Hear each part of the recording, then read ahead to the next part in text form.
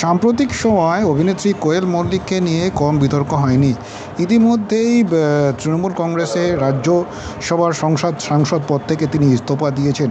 এরই মধ্যে জোর জল্পনা চলছিল, ঘরে বাইরে সমালোচনার মুখে কার্যত ইস্তফা দিতে বাধ্য হয় যখন 4 মে রাজ্যের তৃণমূল কংগ্রেসের সরকারের পতন হয় এবং নবগঠিত বিজেপি সরকার আসে। তারপর সেই সমালোচনা আরও জোরালো হয়। এরই মধ্যে রাজ্যসভা সাংসদ পদ থেকে ইস্তফা দেওয়ার গুঞ্জন এবং তিনি নাকি ইস্তফাও দিয়ে দিয়েছেন।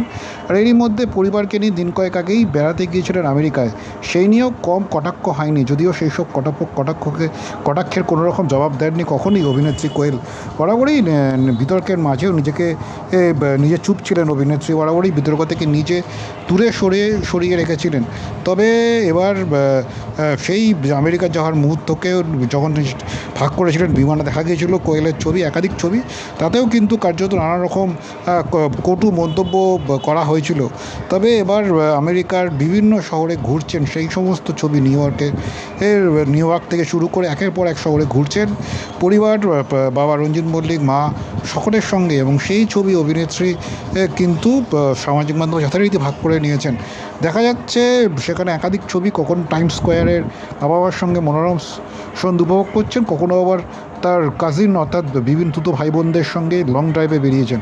অভিনেত্রী আমেরিকা ভ্রমণের ছবিটি রীতিমতো আলোচনা টলিপাড়ার অন্দরে। অনেকে প্রশ্ন করছেন, কাব্য এবং কবির কোথায়? 2 সন্তানকে শহরে রেখেই কি বিদেশে গিয়েছেন অভিনেত্রী?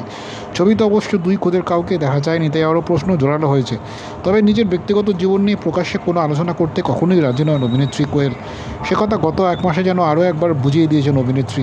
প্রসঙ্গত শোনা যাচ্ছে এই মুহূর্তে নতুন কোনো চিত্রনাট্যে সই করেননি কোয়েল।